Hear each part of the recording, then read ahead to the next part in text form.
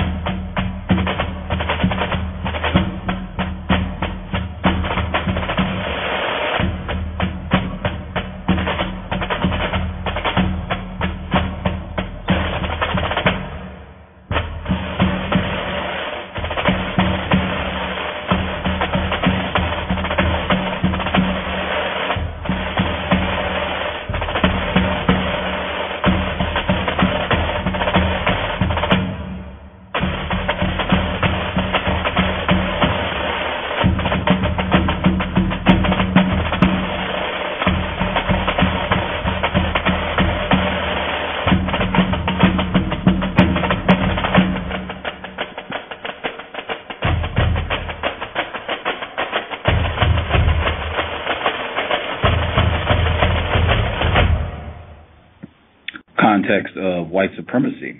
Gus T Renegade in for another program to share constructive information on what racism, white supremacy is, and how it works. Thank you, everyone, for tuning in to the broadcast. Again, I hope you are getting constructive, useful information from the program. If you do not find the information to be of value, please do not waste your time listening. We do not want black people wasting time. We got way too many things to do, way too many problems to address. So I only want folks listening in if you feel like the program is of constructive value. We want to get started because we have a lot of information to cover. But before I get started, I do want to say happy birthday to Khadijah. She is an investor, longtime listener. In fact, we did a birthday wish last year on the same date. So happy birthday. I hope the day has been outstanding.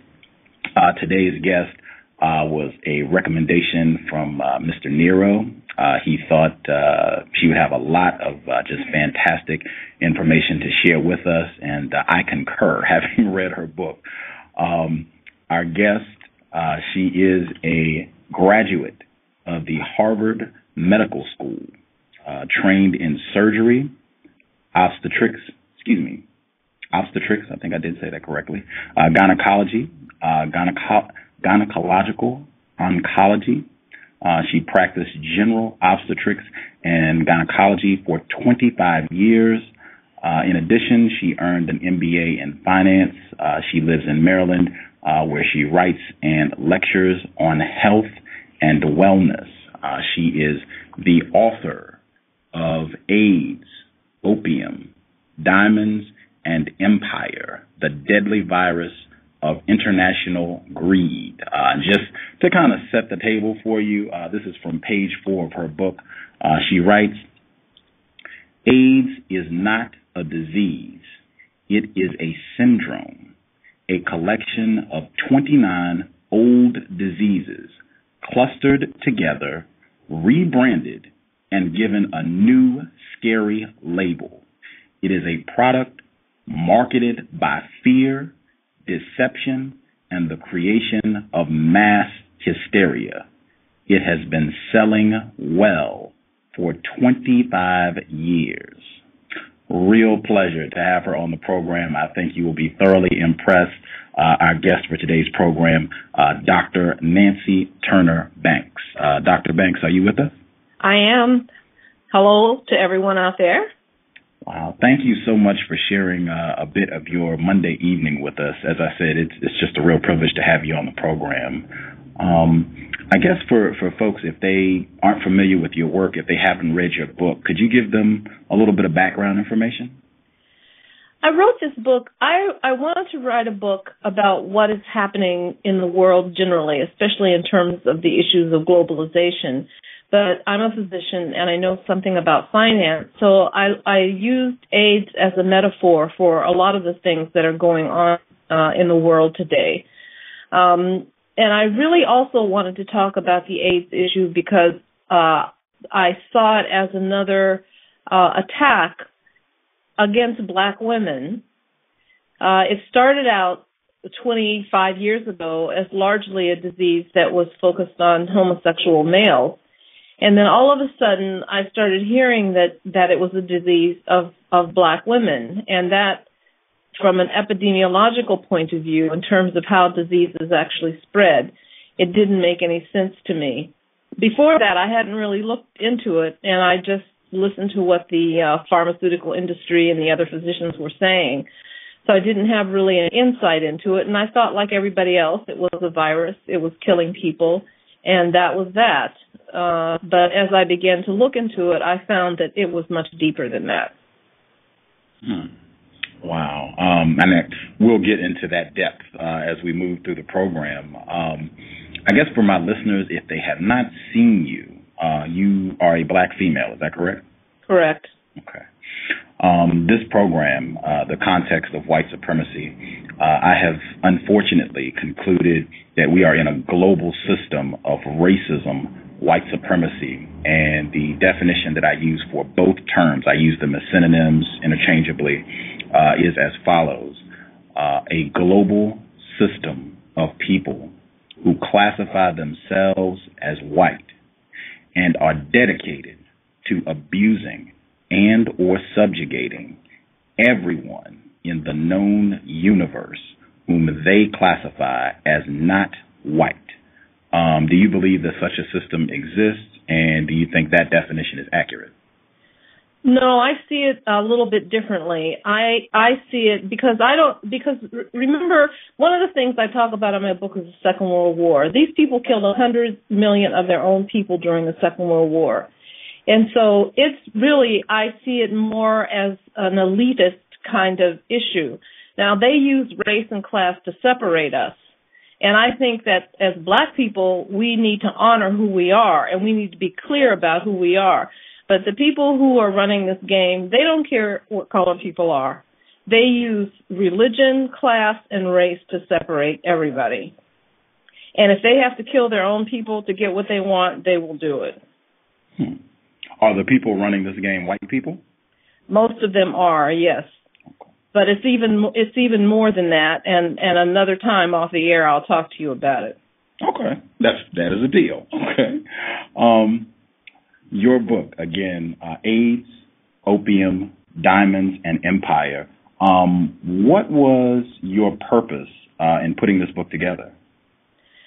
Basically, I wanted to do an expose of how the healthcare system is being used to really harm people. And because as I began to look at this, I was really appalled. I was appalled that I was actually part of a system that might have been harming people. And I really wanted to give people information so that they wouldn't be in a panic, because I know that if someone has a positive HIV test, first of all, they think they have a virus.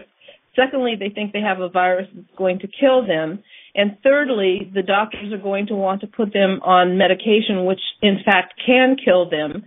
And so, and then fourthly, in the black community especially, we're not talking about it. And so people are frightened and they don't know where to turn. So my goal in writing this book was really to give people a sense that they're not alone, that they're not going to die, there are things that they can do, and this is also for them to start thinking a little bit more about what is happening, especially with the drug issue, which is one of the things, the opium part of it, and then, of course, the diamond part of it has to do with Africa. So I wanted to, especially for African Americans, to start thinking globally about their issues. Wow. Okay. In reading the book, one of the main points that I took away from this, and you've already said it, you do not see evidence that there is a virus causing what is called AIDS, that it fits the pattern that would be closer to a non-contagious chemical stressor. Exactly. Okay. Could you explain that for our audience? Yes. Over 100 years ago, the medical community set up protocols for isolation of bacteria. Then in viruses, of course, are much smaller than bacteria. So in the 1960s, when they developed a laboratory item called an electron microscope that they could use to identify very tiny particles, the protocol was adjusted for that electron microscope, and there were a few extra steps that they had to go through. But essentially, when you isolate a bacteria, isolation means that you separate it from something else. But part of the isolation process is that you have to prove that that particular organism is the infectious organism, and then you have to put it into another specimen and make sure that it actually is infective. And they never did that. They never isolated by their own standard protocols. And we now have, and I have it in the book, we have evidence from the researchers that worked with the Dr. Gallo, who was supposedly had isolated this.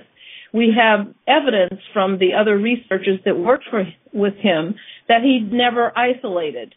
We have some papers that were found in the National Archives and letters from the doctor who took the electron microscope picture that all he had on his specimen was debris. But what he did is that he took, when people are sick, they make proteins called antibodies. And so the people who were sick, their antibodies were more elevated. And he identified a few of those antibodies, and he patented a test called the HIV antibody test. And he brought that to market even before he published those 4 articles. And so from the very beginning, the science was bogus. Wow. Now, the important thing for people to understand also, because when they say that they are having an HIV test, they think they are having a test that directly identifies the virus, but it's not. It's an antibody test. It's an indirect test. It identifies antibodies, and antibodies are proteins which are able to protect you from an infection. Now, in African Americans, first of all, this antibody cross-reacts with 70 different things, which you will see in the beginning of my book, which the doctors never tell patients. For example, they're telling everybody now to get a flu shot, but the flu shot cross-reacts with the HIV antibody test.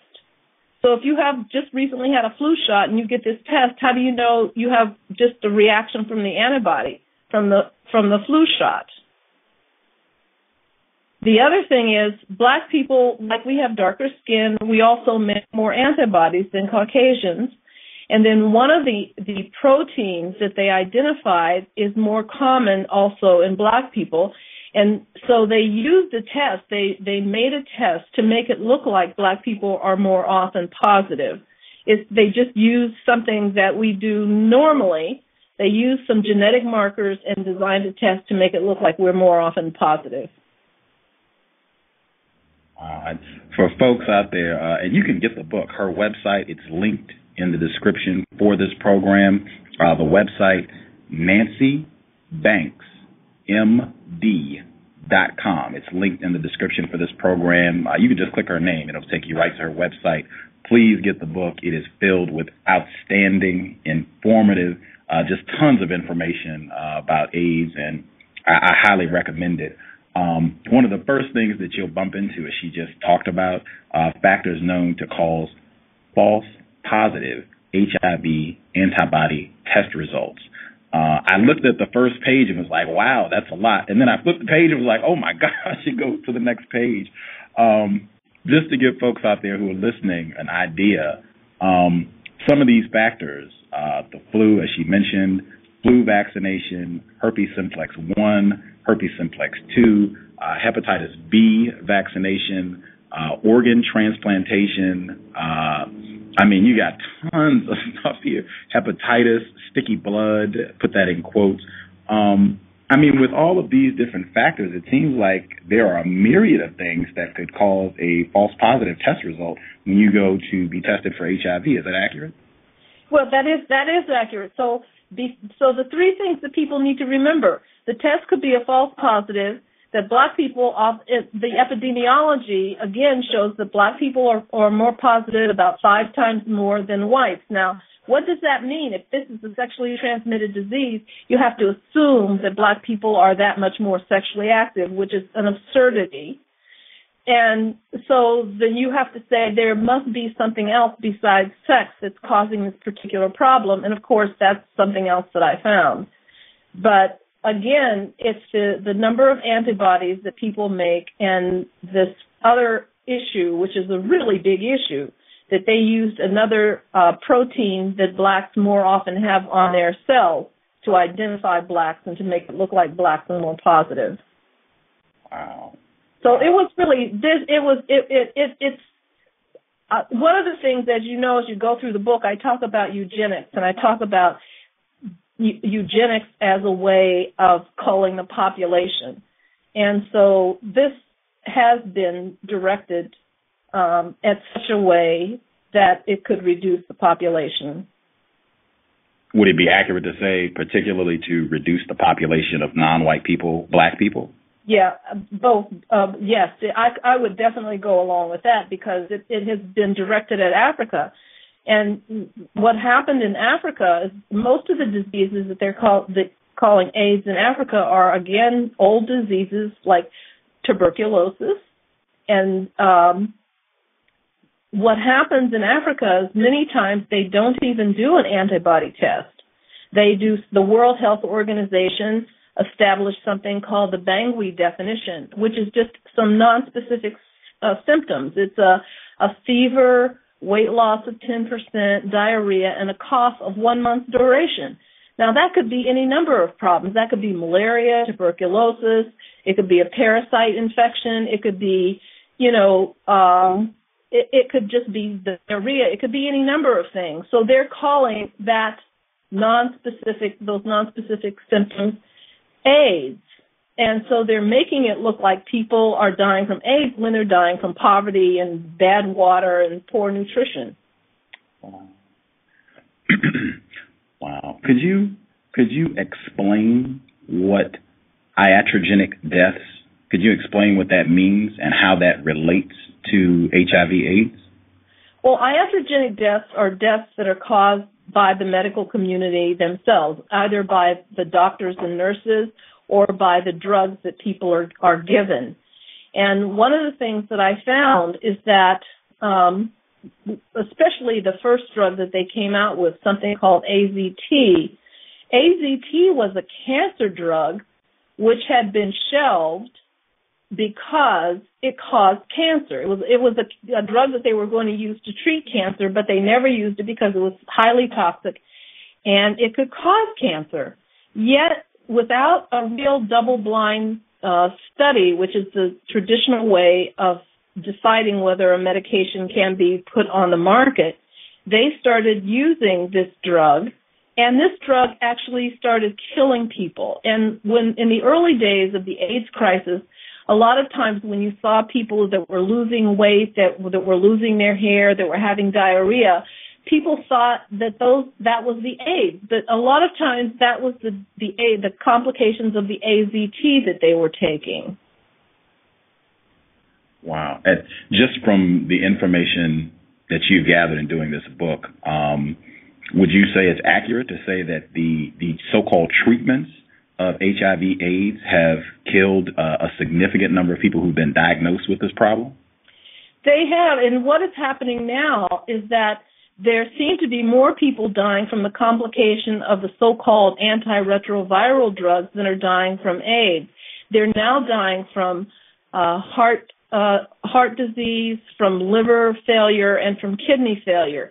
Those are not AIDS-defining diseases. Those are complications from the drugs. But what they tell when the people die, what they're telling the families, oh, your loved one died of AIDS, and they're not really telling the truth about what the cause of these deaths are. I suspect that a major motivating reason and the deception and with regards to what they tell patients or family members, loved ones who succumb to this to this disease or the treatment is profit. I think that's a refrain in your book. This is just business. Business. It's just business. It's just business. That's, one of the things I say over and over again, that the people who are running these companies and these major organizations are psychopaths. They really don't care about humans as the ordinary people care about each other. And the mistake that we make is thinking that they have ordinary values like other human beings. They don't. They have a profit motive, and their whole goal in life is to make the bottom line. And whether people are harmed or not, they don't really seem to care. As a matter of fact, they have actuarial tables where they discount the cost of a life. For example, just one drug that was taken off the market about a year or so ago called Vioxx. It was a drug that they put on the market for people with, it was an anti-inflammatory, people who had arthritis or pain. Now, they knew that drug has caused cardiac problems before they put it on the market. But they put it on the market. They made a lot of money. In the meantime, 50,000 people died of heart attacks and 100,000 people were injured. But they made their profit.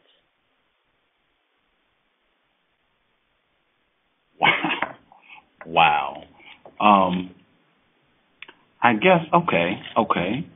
Can you share a little bit, because the title threw me off a little bit. I would like it if you could connect the dots between AIDS and opium for our listeners.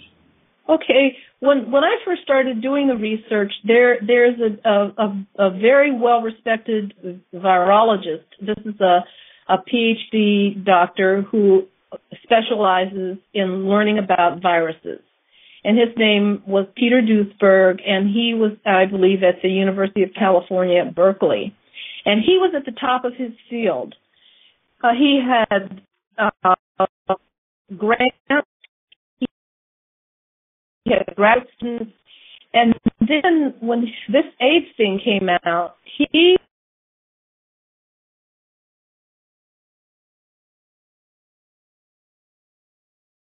stated he looked at retroviruses because this HIV, they said, was a retrovirus. And I don't want to get into the science here because I don't think it's so important, and I talk about it somewhat in my book. But he said these retroviruses are not pathological in man. They just don't cause any damage. But what they did with Peter is that he lost his graduate students, he lost his funding, and they stopped publishing his articles in journals. So that's how they control people. Wow.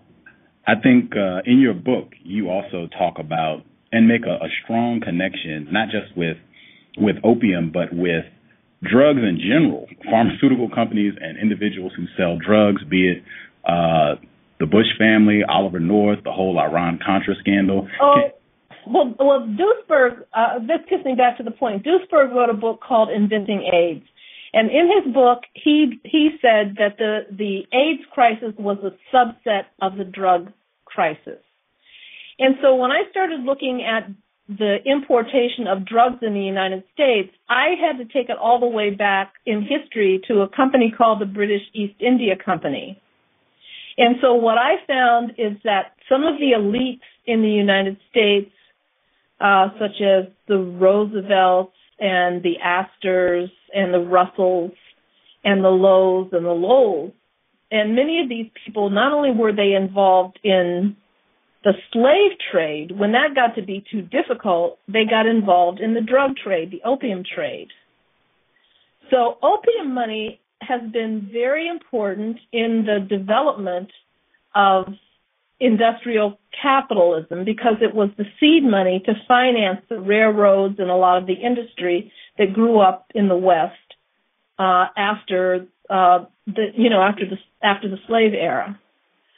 So drug money has never stopped being a major part of the capital flows of the West. As a matter of fact, during the 2008 world financial crisis, the United Nations reported that drug money was the money that was keeping the international banks afloat.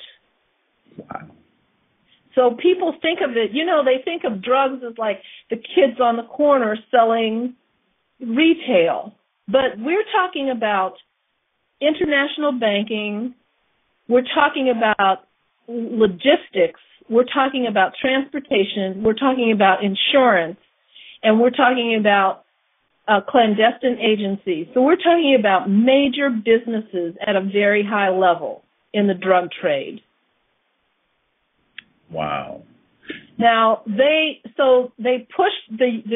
British pushed the drugs into China because the British wanted to trade with China, but the Chinese didn't want. The British had nothing that the Chinese wanted.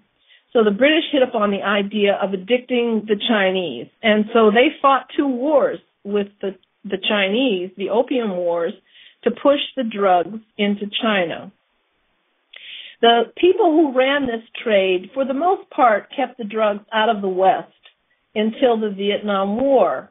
Until around the time of the Vietnam War, they started bringing those drugs into the West. And first it was in the 50s and 60s, the CIA ran programs where they started getting the youth scene accustomed to using drugs, so they started introducing things like LSD and marijuana. And then, of course, when the veterans came back from Vietnam, they introduced heroin. And then about a decade later, it was Iran-Contra, and then it was cocaine. Wow. You started the program and you said you wanted black people to begin thinking more globally about things that are happening. And I think that is definitely true with the drug trade. Can you talk about the term you use in your book, planned shrinkage, and how that relates to the drug trade, and particularly people who have a long-term view of what drugs are supposed to do to a community? Well, one of the things that happened after the civil rights movement, and it was clear that blacks were going to begin to get their civil rights in this country, there are some reports that you can find that think tanks such as the Rand Institute, and these generally are think tanks that are associated with the Pentagon, started producing papers about how to control minority communities. And so one of the ways they decided was that they would do something called planned shrinkage and benign neglect. So what they did is that especially in urban areas, as the whites moved out into the suburbs and blacks moved into certain areas, they started carving up apartments and making, say, an apartment that had one family. Now that same apartment might have 2 or 3 families. So you had a much denser population. At the same time, they cut back services. They cut back sanitation, police, and fire services. At the same time, during that period, they were beginning to release people from psychiatric institutions. And so you started seeing homeless people on the street. And simultaneously, they started bringing drugs into these communities. So it was really almost a military attack on minority urban communities that had been viable and healthy. I hope you all heard that, a military attack on non-white black communities.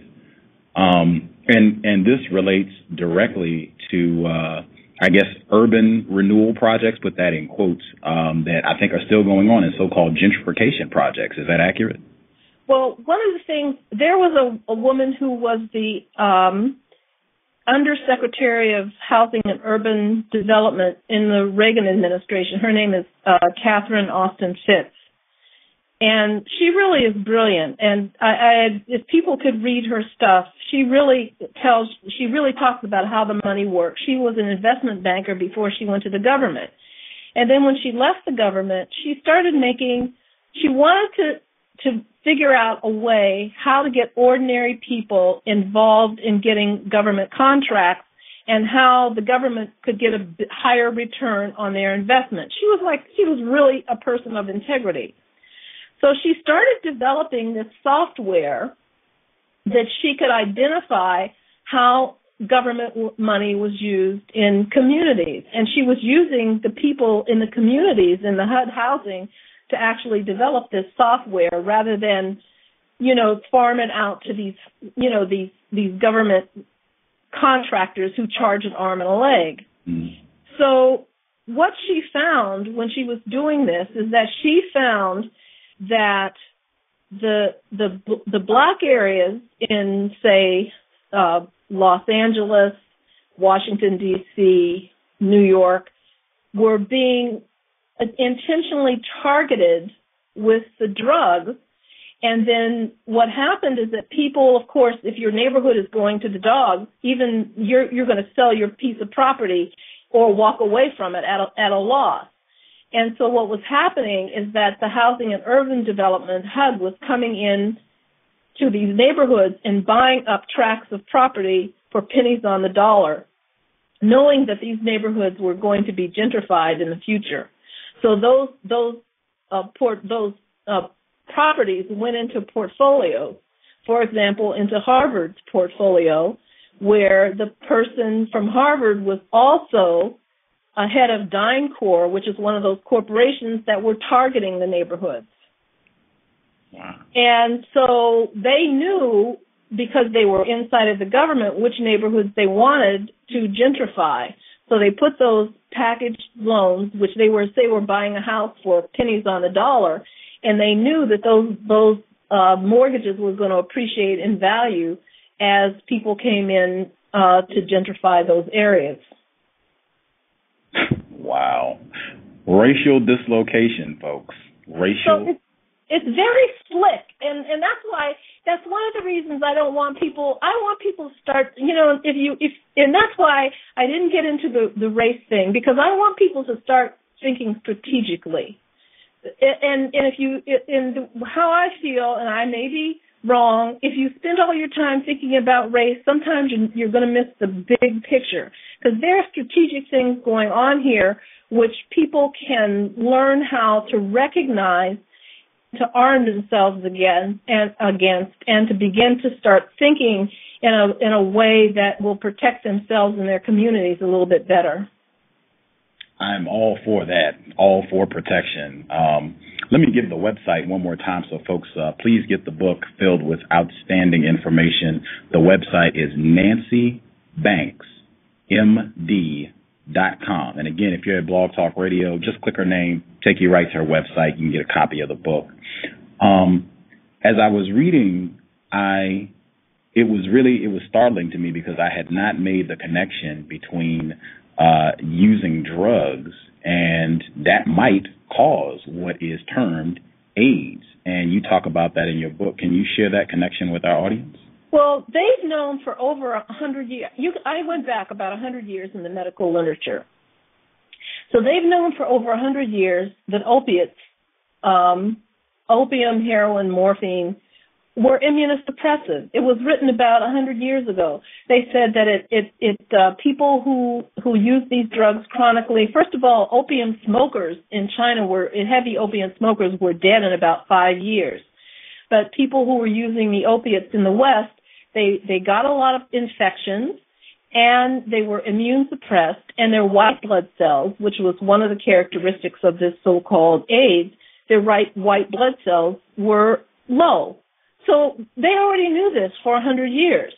So what was the big deal when they started finding a lot of guys who were taking a lot of different drugs and having a wild lifestyle? Instead of recognizing that these young people were toxic and needed to be detoxified, they started saying that it was a virus.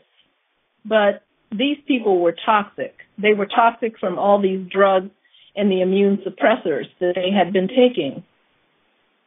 And this is what it's hard for, because so many, our environment is filled with so many toxins today that we don't even think about how we're being slowly poisoned. And then on top of that, if people start taking these drugs on a regular basis to top it off with all the other toxins, it's just a disaster waiting to happen. Wow.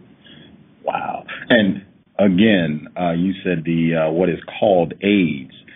It is characteristic of something that is caused, that is non-contagious, and more symptomatic of a chemical or physical stressor. Is that correct? Exactly. Okay. Wow. I definitely wanted you to share some of the information that you write about in the book about Henry Kissinger, and I want people to keep this in mind. All that complaining and griping that was going on about President Obama when he won the Nobel Peace Prize last year, Henry Kissinger won the Nobel Peace Prize. Keep that in mind as Dr. Banks shares some information about Mr. Kissinger. Yeah, unfortunately, I think the Nobel Peace Prize has been very discredited. But Kissinger is, I think, Kissinger, I think, is a prototype for the type of people who are running the planet. And I think if you look at his history and look at the things that he's been involved in, you really get an understanding of how unscrupulous this group of people are. And Kissinger, from the time he came here, where did he come from? Who brought him here? How did he get all of this power? These are very important questions. But he was Nixon's handler. But he was responsible for the Vietnam War extending because they were trying to stop the Vietnam War, and he went behind the scenes and made sure that war would go on for another 4 years. And why did they want to extend that war? Because that war was planned to bring drugs into the United States and to give China a bigger sphere of influence in Southeast Asia, because he was making a deal with China at the same time China was supplying the weapons to the Viet Cong. Then Kissinger was involved in the bombing in Laos and Cambodia.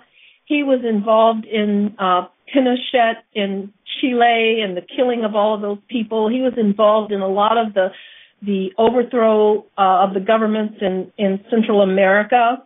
And he also was involved in the 1970s in that big oil embargo that actually was a scheme by the oil companies to basically rob the planet. They simply stopped shipping oil and claimed it was the Arabs, and then they jacked up the price, and everybody had to pay. Wow. Mr. Kissinger, to your knowledge, is he involved in tactics to what is called population control, specifically aimed at non-white people? Well, Kissinger wrote a very important, when he was, I think, Secretary of State, wrote a very important memo, National Security Memorandum 200, which states specifically that they needed to decrease the rate of population in certain countries, and he named countries in Africa and South America. They wanted to decrease the populations because he felt if there are too many young people in these countries, it was not in the strategic interest of the West. Basically, what he was saying is that these countries have natural resources that the West wants, they think they need, and they don't want to pay for. Wow. When he says the West, is he talking about white people? He's talking about the corporations. He's talking about Western corporations that are largely run by Europeans, yes. Wow. But remember, one of the things, for example, in Africa, what they do, one of the people I talk about is Maurice Templesman. And Maurice Templesman was a diamond merchant. He was an economic hitman for the Oppenheimers of South Africa who controlled the diamond and gold mines. But he was also involved in the overthrow, the murder of Patrice Lumumba and the overthrow of Kwame Nkrumah and about 4 or 5 other African countries. So these people operate, they're big players, they operate behind the scenes, and they install the puppet masters in order for them to be able to get whatever resources they want wherever. So they use, they'll use a proxy like Mobutu or right now Paul Kagame or Lawrence Kabila in order to control their own people so that they could steal the resources. Wow. Again, our guest for today's program, Dr. Nancy Turner Banks. You, in your book, you talk a lot about Africa, and I mean, of course, if you're going to talk about AIDS, can you talk about the diamond and gold mines and what that has to do with AIDS? The diamond and gold mines, as I said before, are largely run by a family by the name of Oppenheimer, and they are very much connected to Israel. And the diamond industry is run largely through Tel Aviv, Belgium, and New York out of South Africa. And they were a group of people who were largely responsible for the whole apartheid system being put in place. Now, the diamond and the gold is embedded in materials that are damaging to the lung, silica and asbestos. And these particular particulates can cause damage to the lung, and you can develop congestive lung failure, or also you can develop cancer. But secondarily, from these damages, you can develop something, a lung infection called tuberculosis. So what happened in the early 90s, when the apartheid government was falling, suddenly pulmonary tuberculosis, which is tuberculosis of the lung, became an AIDS-defining disease. Now, you see the absurdity of that because they're saying tuberculosis is a sexually transmitted disease. That's very absurd. But the reason this was is because now these black miners that apartheid was over, these black miners might have their day in court because before, under the apartheid system, they had no recourse to the courts. But now that apartheid was over, they might have recourse to the courts to get some damages from their harm that occurred to them in the mines. But if you say you have a sexually transmitted disease, then, of course, the person who owns the mine has no fear of any future damages. Wow. I remember when the 1980s, when AIDS was beginning to be talked about a lot in the media, the genesis that was reported was this came from a monkey virus in Africa. Can you talk about the absurdity of this myth? Well, that's the biggest part of everything is mind control. There are two ways to control people. One is through guns and violence, and the other is through the mind. And if you control people's minds, it's the easy way because they basically will control themselves. So what happened is that when AIDS first started, there was no talk of AIDS coming from Africa. And so they were talking about AIDS for about 4 or 5 years, and all of a sudden there was a meeting in, I think, Paris or Vienna, and then they decided it was going to be an African problem. So all of a sudden, Time magazine, New York Times, all these major magazines started showing you skinny Africans that looked like they were sick and dying. Well, of course they were sick and dying because they weren't getting the food and nutrition that they needed, and because a lot of these people were being taken, chased off of their land by mercenaries, especially if the land had any gold, silver, or oil, et cetera, et cetera.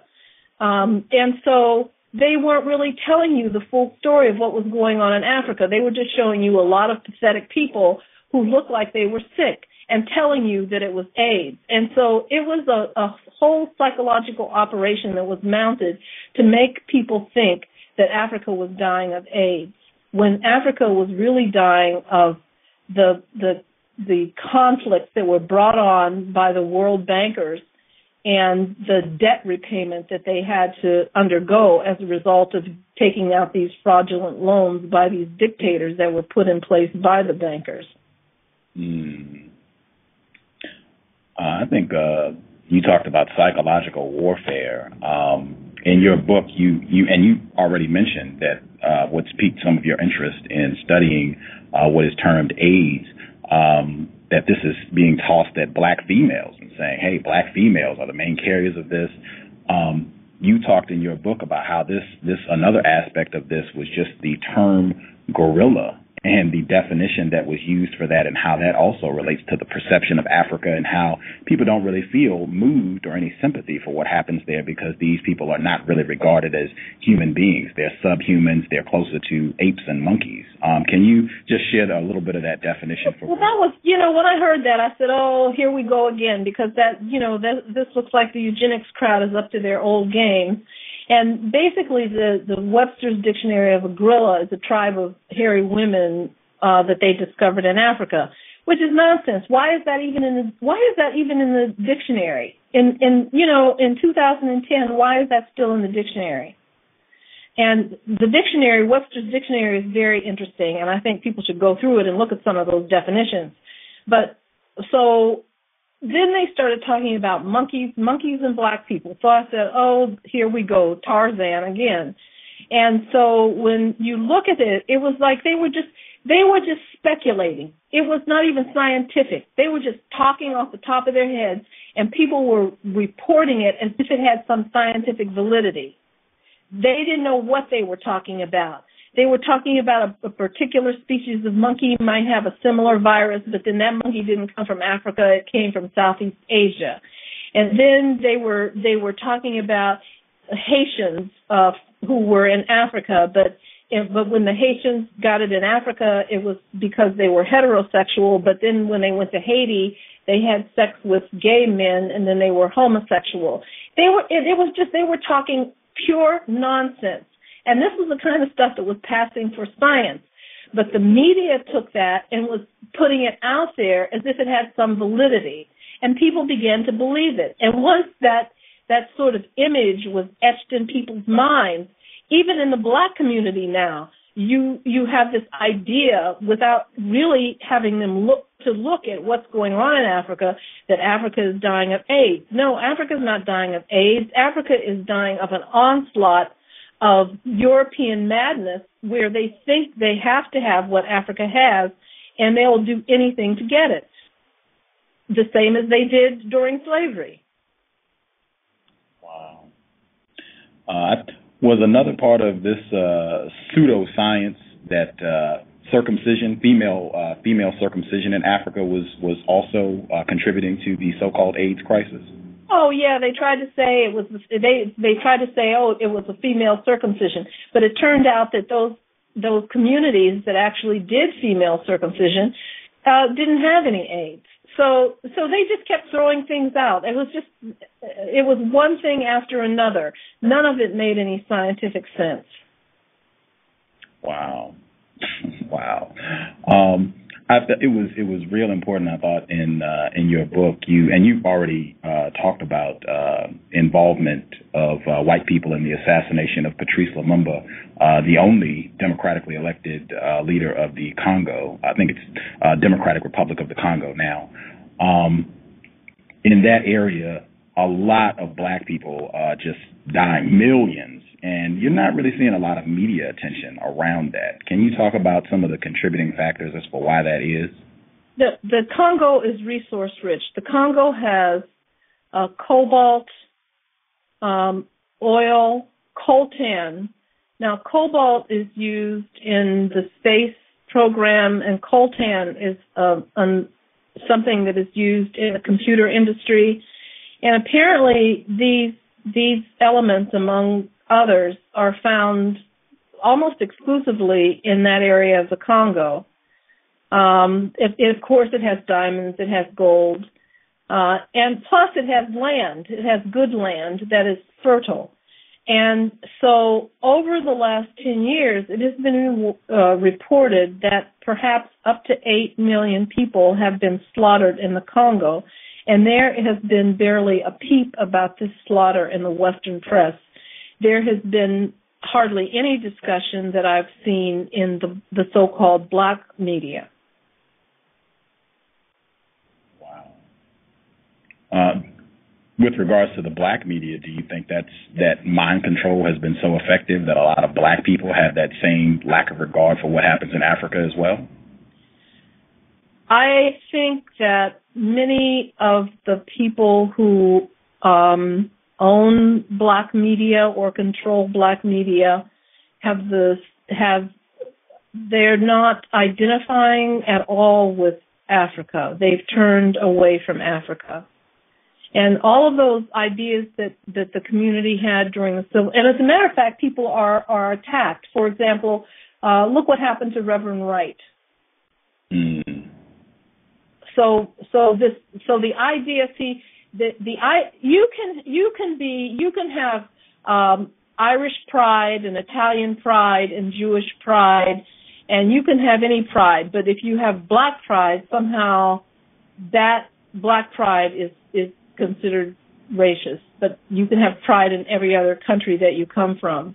And as a matter of fact, people have, in New York, if you live in New York, you have a Pulaski Day Parade, and you have a Puerto Rican Day Parade, and you have an Israel Day Parade, and you have the St. Patrick's Day Parade, on and on and on.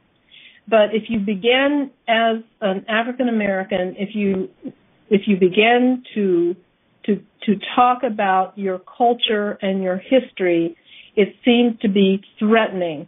But I think the reason it's threatening because that people really understand the power and the history that has come out of Africa that basically has been stolen and used to take over the world. Double whammy. Context of white supremacy. I want to snatch a few of the folks that called in, see if they have any questions. Is that acceptable if we take a few callers, Dr. Banks? Sure, absolutely. Okay. I want to make sure I give the web address again. The address, nancybanksmd.com. Again, nancybanksmd.com. If you're listening here at Blog Talk Radio, you can just click her name and it'll take you right to the website. Please get a copy of the book, AIDS, Opium, Diamonds, and Empire. Person who called in, 0775, she's the first person to ring in, 0775. Did you have a question for Dr. Banks? Yes, you have Philadelphia on the line again. How are you today? I'm great. Thank you for calling in. Great. I have one statement and two questions. First of all, I'm a soldier on the front lines in the war in Iraq. Every time I go to the VA, they offer me an assortment of drugs. I have comrades who have been treated, drugged up. They've had every disease known, and they're basically falling apart. So I believe everything she says about the drug industry. Secondly, I just want to know, what are some of the names of the scholarly papers that you've written, white papers that have been published in other medical journals? And two, what can I do, consuming this food that's mass-produced by industry to protect myself from the bacteria? And I don't think it's, like you said, it's not viruses, but from the bacteria, the AIDS bacteria or whatever. Oh, good questions. If you go to my website, there are some articles that I've written, but I haven't. The book that I've written is my major publication. I've mostly written for the lay journals and not for the professional journals, because my goal is really teaching ordinary people to better to take care of themselves. Now, the question that you ask is, how can you build up your immune system? And I think that's an excellent question, because that's the key to staying healthy, is what do you need to build up your immune system? And there are a couple of things that I'm going to recommend that people don't usually, but these are only the beginning. First of all, people need to hydrate themselves well. Almost nobody ever thinks about water, drinking enough water. Our bodies are 70 to 80% water, and most people drink everything but water. Okay. So maintaining hydration is key. For African Americans, there is a epidemic of vitamin D deficiency.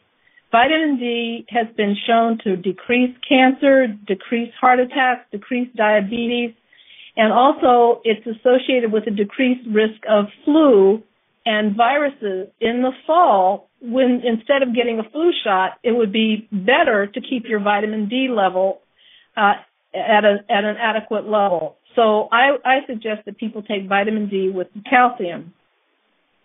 And then another nutrient that is very important, especially for detoxing your liver, is something called NAC, or N-acetylcysteine. And it's a precursor to a molecule called glutathione, which is really the deficit in most of the people who go on to develop AIDS. And so if you take a good multiple vitamin with minerals and you take a few additional nutrients, plus exercise and making sure this person is a soldier, and I'm sure she probably has some mental issues dealing with her time in the military, is try to make sure that you have a support system so that you can de-stress and detoxify your spiritual system as well. Well, what are some natural ways I can get that last? You said glutathione. What are some natural foods? Glutathione, but the precursor to that is something called NAC. You don't have to remember the whole thing. If you go to the health food store and you ask for N as in Nancy, A as in Ann, C as in Candy, NAC, that's the precursor molecule, and that's what you need. So the thing, because that is going to help to detoxify your liver.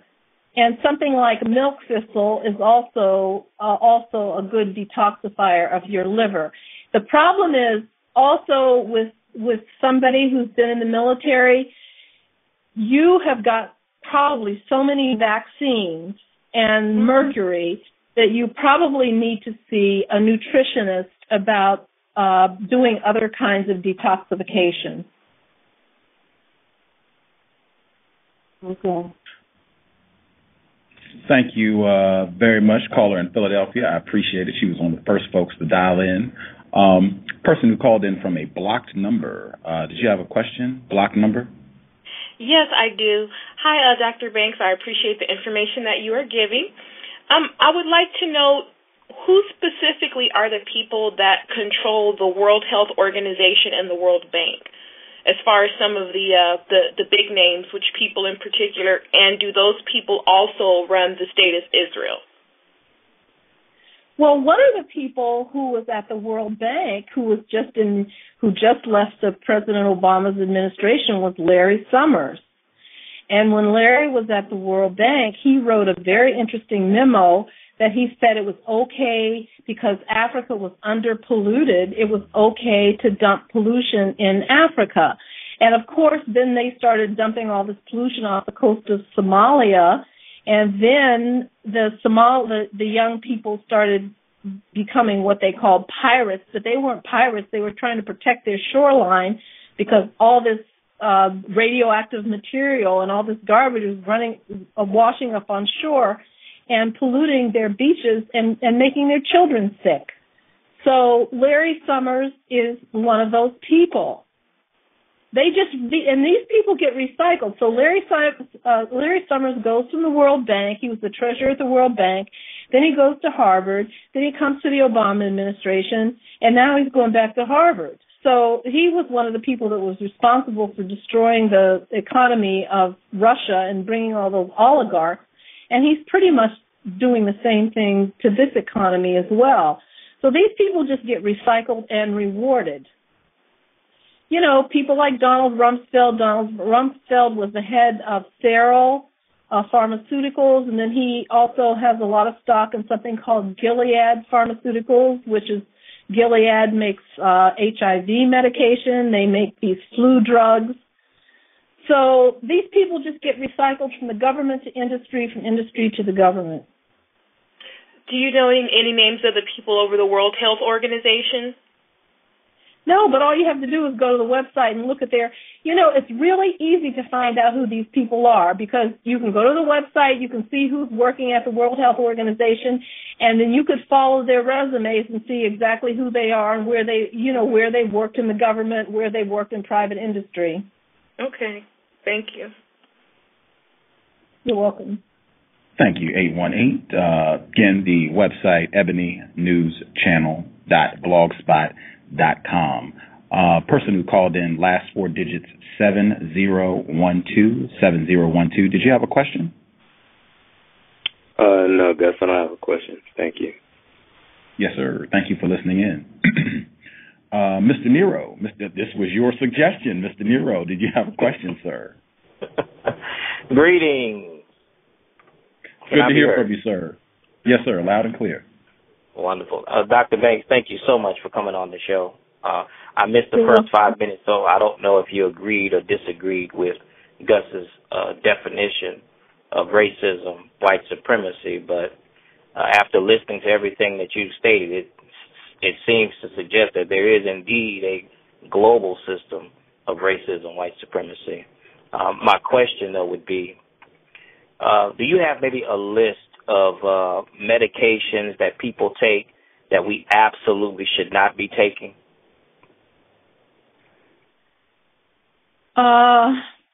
That's pretty broad, because there's so many medications on the market right now. But the things that I really try to discourage people from taking, for example, they were trying to push this HPV vaccine onto preteen girls. And I really am trying to discourage people from getting all of these vaccines. And the flu vaccine, the H1N1, these vaccines, I would really strongly advise people to stay away from the vaccines that are coming out now. Big. Wow. So no drugs in particular, just the vaccines. Well, the drugs, the thing of it is that unless you have a particular issue, it's hard to say. There are so many drugs, and it would be hard to just sort of give a list right now. For example, if you were HIV positive, I would not advise you necessarily to take those drugs, especially for any length of time. Especially if you know that those drugs could eventually kill you, and probably will. So those drugs are very toxic. But the question that you have to ask for yourself anytime you're taking a drug is, are you willing to take the risk? But you have to know the risk, and this is the problem that I have with the pharmaceutical industry. So many times they don't let you know what the total risk is, so that the doctor doesn't know and so that you don't know. For example, when I was practicing obstetrics, many people wanted to take hormones, and they were telling us hormones were safe. But then we come to find out that hormones increase your risk of cancer and many other, heart disease and many other things. So that's the problem with the pharmaceutical industry. You don't always know what the complications are because they don't always give you the information.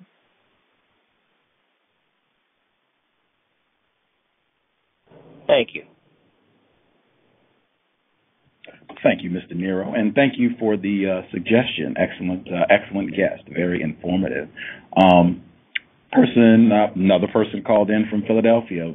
Person who called in, last four digits, 8917. 8917. Did you have a question? Yes. What's up? Greetings. I do have a question. This is Abena. And greetings. Greetings to you, Dr. Banks. Hello. So it's a pleasure it's refreshing almost, sad to say, to hear you from so many different levels. One, I work in the mental health field and the behavioral health field. And in terms of medications, I'm just thinking of the Seroquels, the Risperidol, the Celexa, Trazodone, and things like that I know also are used to do the same things you talked about in terms of opium and how it was used to destabilize people, family, and their lives and their lifestyles. The same way you talk about what they're doing in Africa and how they have it's almost like the responsibility is always placed on the victim for what's happening to them. The people are dying from hunger and limited resources for basic needs, yet the story that's put out there and accepted by folk is that they're dying from AIDS, and of course AIDS, you did that to yourself because of your choice to be sexually active in a certain way. I just see on a very basic individual, as I'm listening to you, I'm thinking of this global system of racism, white supremacy, first and foremost, and then just seeing as you're talking about it, how it really sort of, quote unquote, trickles down, or flows down into the lives of individuals. I get the opportunity, if you will, to carry the stories, to share the stories, to listen to the stories of individuals who have been so harmed by this system, how it's been designed, how people have been set up, and then forced to take the total responsibility and blame for their condition. So that's the one thing that just kind of keeps reverberating as I'm listening and seeing and hearing and putting all the pieces together. And I needed to say that. So that wasn't a question. I guess it's just like, ugh, which happens for me because of, the work that I do and the stories that I hear on a daily basis, the way I experience it playing out even in my own life in terms of I'm in a process of working to counter racism in the workplace and to protect myself from acts of mistreatment. The people who are causing the harm are the ones who are being constantly and consistently rewarded and sort of given a pass to continue their behaviors. And as I think about what you talk about in terms of Rumsfeld and in terms of Kissinger and, how just kind of like having that resonate with how that same dynamic plays itself out, at least in my life, and I imagine the lives of all of us. One question, though, how have you been able to keep yourself safe, given what you know, the work that you're doing, the talking, the teaching that you've been able to do thus far? How have you been able to do it and keep yourself safe? Safe enough to be able to talk clearly and put the information out there. Well, first of all, this is, I start the book talking about the psychological issues that the C.O.W.S, how it's a mind control thing. But I end the book talking about that it's a spiritual, we talk about the spiritual aspects of this. And, we are all vibratory energy, and we all, the thing of it is that we can focus and we can work in their energy system, or we can step out of their energy system and work on another plane of energy altogether. And one of the things that I'm trying to address is that not to work inside of their vibratory system, because their vibratory system is about fear. Everything is about fear. And the whole AIDS thing is about fear. Now, the economic system is falling apart, and they're talking about there's going to be another terrorist attack because they have one note. It's violence and fear. And that's the note that they play. So you can go into that energy field or you can step out of that energy field. And the thing that I'm asking people to do is to begin to learn how to step out of that energy field. And once you step out of that energy field, then they're not really a problem for you. And that's the metaphysical and the spiritual aspect of this that people have to really begin to understand. This is a spiritual war at base. Thank you, Abin. I'll see. Maybe I have some other questions. I just stopped because there were a lot of people that called in. We have a little time before the program wraps up. I'll check other folks that called in. That was another key point from the book. When I was reading, you talked about how in this system they will set up things for people to be afraid of, whether it's the war on drugs or the war on terrorism. And you were writing that AIDS fits right into that paradigm of, be afraid of AIDS. This is the new boogie monster.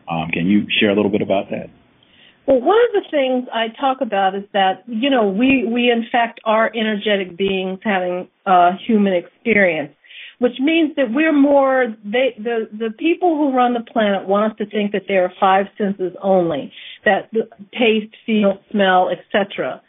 But one of the things that I was struck with, especially listening, there's a shaman in South Africa, his name is Credo Mutwa, and he talks about the fact that when the Europeans first came to that area of Africa, that Africans could often send information over distances without drums, that if something happened in a community, the people in the other community knew what was going on. So what they were talking about was ESP. And then he said something I found was interesting. He said they came and they started giving people vaccinations, and the people who had the vaccinations were no longer able to do these things. They no longer had the spiritual connection. And his mother and many of the mothers used to, when the people came to vaccinate, they would either take the children to the bush or they would scarify their arms so it would look like they had the vaccine, and they would leave them alone. And those people that weren't vaccinated seemed to be able to retain this ability to have this psychic phenomena that they were able to have. So I found when he was saying that, I said that, I started thinking about all of the toxins and all of the poisons that they give our children, the mercury, the aluminum, the fluoride in the water. And then when I started really looking at all of these things, I realized that these were also poisons that would inhibit your ability to have more than a 5-sense dimension of the world. That the world is, we have this huge electromagnetic system that we have the ability to have communication with. And we're actually quantum beings, and we have quantum energy. And so I think it's fascinating that these people are giving, especially our babies, all of these toxins that really seem to block our ability to tap into our deepest recesses of our energetic system. It's really quite fascinating. Again, our guest for today's program, Dr. Nancy Turner Banks, author of AIDS, Opium, Diamonds, and Empire. Those vaccines, you talk quite a bit about that in the book, and you even provide information about other epidemics. You talked about the flu epidemic, and you had some, to me, it was startling, the information you had about the mortality rate for the individuals who took the flu vaccine as opposed to the people who did not take the flu vaccine. Can you share that with our audience? I think one of the things that they have done through the press is to make it seem that the vaccines are just miracles, and that people are going to, if they take these vaccines, they're going to survive. But one of the things that happened, I think, during the Spanish flu, is that what you're referring to? Yes, ma'am. Yes, ma'am. Yeah, during the early part of I think it was around the time of World War I, that was the first time they were giving people, the military especially, a lot of vaccines. And what happened, they developed something that they claimed was, they identified it as the Spanish flu. But those people who had those vaccines actually were the ones who had the highest death rate. Now, the interesting thing is that the people who were in the regular hospitals had a much higher death rate than people who were in, say, the homeopathic hospitals. The people that were in the homeopathic hospitals, they only had about a 5% death rate, where they had about a 30% death rate in the regular hospitals. Wow. Very interesting. Very interesting. Again, those vaccines. When I read I'll call you back. Oh, I'm sorry. Hello, I'm here. Yes, ma'am. I'm sorry. Did you get to finish what you wanted to say about the vaccines with the influenza epidemic? Yeah, that was pretty much I wanted to say about that. Oh, and you know what? It just came to me also because someone asked me about what other drugs that I would not recommend. One of the other things that has happened over the last 10 or 15 years is that they are drugging our boys also.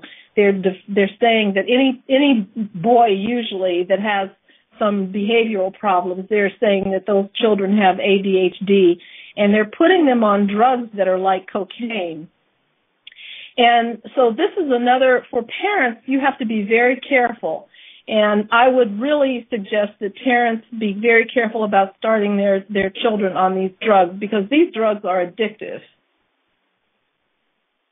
And they don't know what the long-term effects are going to be on the development of the boy's brain and their development for their intelligence. Wow. Are you seeing the same disproportionate prescription of these drugs to black children? Oh, yeah. Wow. Umar Abdullah Johnson, he's been on this program twice. He's a school psychologist. He has said the same thing vehemently. Watch out for those drugs. Watch out for those drugs. And the problem that I'm having also with this is that black parents have got to start of fighting for their children. They've, I really understand. I call it, we're sacrificing our children to the vaccine gods. You know how in the old days they used to say people would sacrifice their children to the gods? Well, why are we sacrificing our children to the gods of vaccines, to the gods of the pharmaceutical industry? And I think it really is distressing that that especially in the black community, people are not challenging these things. Hopefully they will get you a book and they will change their mind. The website, again, full of great information. The website is NancyBanksMD.com. Again, NancyBanksMD.com. We have talked about eugenics on this program quite a bit and the legacy of Margaret Sanger. How would you connect eugenics to what's happening with so-called AIDS? I looked at a disease in the early part of the century that was plaguing the black community. It was a disease called pellagra. And pellagra was a vitamin deficiency, and it largely occurred in the South in sharecroppers and people who worked in the cotton mills.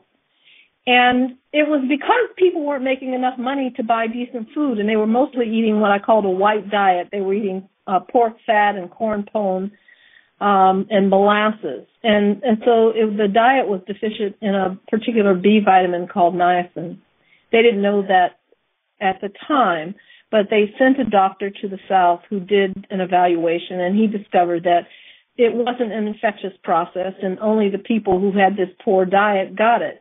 And mostly it was black women. But because they were deficient in this one nutrient, they also developed a lot of infections, and they started wasting away, and they developed diarrhea, and they developed skin problems. And when you read about it and you look at it, it very much looks like what is AIDS today. But the eugenics movement at that time, which was comprised of some of the wealthiest people in the United States, the Rockefellers, the Harrimans, they knew that it was not an infectious disease. They knew that it was a disease of poverty. And they had the research that this public health doctor had done, and they suppressed that research for over 20 years and tried to continue to say that it was a disease, that these people were just filthy, dirty, subhuman, and that they deserved whatever they got. And so there was no effort put to pay them more money or to give them the proper nutrition that they could have to reverse the process. As a matter of fact, John Henrik Clarke, one of our historians, our most famous historians, stated that his mother died of pellagra because she was actually giving food to other people in the community. So that was and then the whole eugenics movement. That what they did is that they got doctors, just like they have doctors today, and they had the doctors to say that if anybody said that pellagra was a vitamin problem or a nutrition problem as opposed to an infectious problem, they would call them out and say that they were quacks and that sort of thing. So they were using the same strategy that they're using for doctors today who are saying that the AIDS thing is not exactly what they're saying it is. And this was also part of the movement that they tried to suppress the birth rate among blacks. And what they did is Margaret Sanger and her group hired Negro ministers and doctors to try to get black women not to have as many children. They call it the Negro Project. And it was mostly sponsored by these eugenicists, but they got black people on board. And they acted like they were really concerned about black people because they couldn't feed their families, but they were really trying to suppress the population. And that's basically what's happening with the AIDS. We have all of these movie stars and professional athletes who have jumped on board this AIDS thing without a real understanding of what they're promoting. Do you think it would be accurate to say that AIDS is a continuation of the ideology of eugenics? Absolutely. I would have no problem stating that that's exactly what it is. Wow. It's just a little more sophisticated, but it's basically the same strategy. Wow. And I hope that was not lost because I felt that was important. And you mentioned that earlier, that frequently the people in charge of all this will get a black person and put them out as though they are in charge to further cause confusion and deceive people, whether it's Joseph Mobutu in the Congo or with the Negro Project. And I really hope people are mindful of that. And are you saying this with AIDS as well, getting black people to go out and carry this message? Well, of course. I mean, there's a young brother who's an actor who has started an AIDS clinic. I can't think of his name. Very good-looking young man. And he's put a lot of money into this. You know, Oprah she's been very active. Oh, and the other thing that Oprah has done is tried to promote this down low thing. That's another issue. To try to say that this down low, that the men who have sex with men but actually are with women, that is a phenomena that seems to be more unique to the black community, and that's another kind of myth that they've promoted, and that has been promoted on Oprah's show on several occasions. You do not subscribe to that myth? No, it's a myth. Wow. Because people, the thing that you have to. The thing that you have to say is that black people have if you think that this is a sexually transmitted disease, then you have to think that black people have some kind of odd sexual encounters that are different from the general population. And there's no evidence for that. And the other thing is this is how it started. It started as primarily a Caucasian homosexual problem. Now, we know that 20% of the homosexual community may be bisexual, which means that the community that we should have seen this in next would have been white females, not black females. So if the down low phenomena were something that was unique to the black community, then, sure, that we might see that in black females, but it's not a unique phenomenon. We know it's not a unique phenomenon to the black community. It's a cross-racial kind of thing. Wow. I definitely want to make sure that I touch on the fertility rates because you talk about that in the book. And again, all of this under the umbrella of eugenics, population control, particularly non-white people, black people. You in your book wrote that the white populations, I guess in Europe and different areas, their fertility rates not increasing. That is a problem. I've seen a lot of that. Pat Buchanan and different white people have been talking about that. Even a lot of material in this area of the world writing about how white people will not be the majority population in, I believe it's by 2050. However, in Africa, even with all the poverty and all of the problems that are happening in the continent, the population is increasing. The population is increasing, I think, in the book you wrote at a 3% rate annually. Do you think that the way AIDS is being manipulated, this is another tool to decrease population of non-white people? Well, probably, but let me just say this about the population of Africa.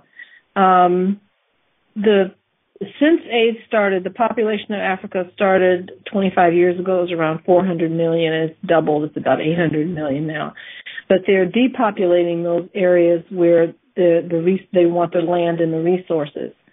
But the population agenda, it's not only against people of color, it's also against everybody, because I don't know if you've seen recently these tapes of Bill Gates. They've been on YouTube, on the internet, because Bill Gates is giving a lot of money for vaccines in Africa primarily. Mm-hmm. But Bill Gates he gave a public speech, and he basically said they're couching this population thing under this global warming business.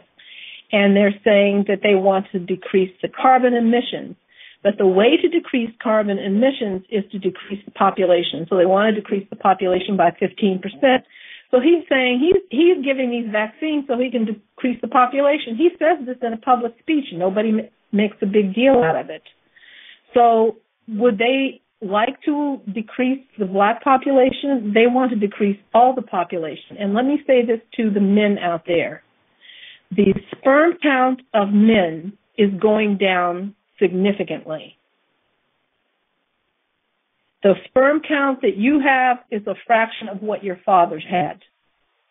And so we're finding a lot of fertility is not from the women. A lot of the fertility right now is male fertility problems. That a lot of the products that are being put into the atmosphere are hormones, are feminizing hormones. And these hormones and these chemicals are decreasing the sperm count in men. Wow.